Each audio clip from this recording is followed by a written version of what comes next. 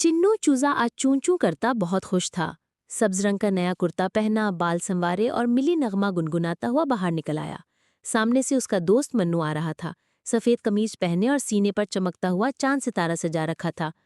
चिन्नू पुरजोश लहजे में बोला, चूं चूं चूं मन्नू भाई, तुम्हें योम आज़ादी बहुत बहुत मुबारक हो। मन्नू ने भी पुरजोश अंदाज अपनाया।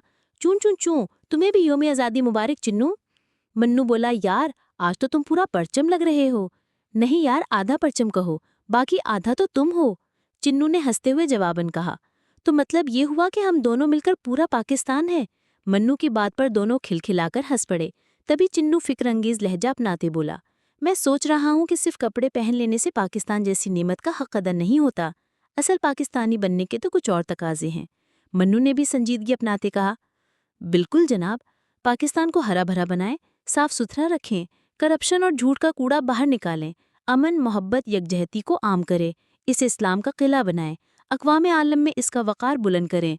चिन्नू ने अमल पर उभारते हाथ आगे बढ़ाते कहा, तो फिर हम आहद करते हैं, हम सिर्फ परचम नहीं जिम्मेदारी भी उठाएंगे।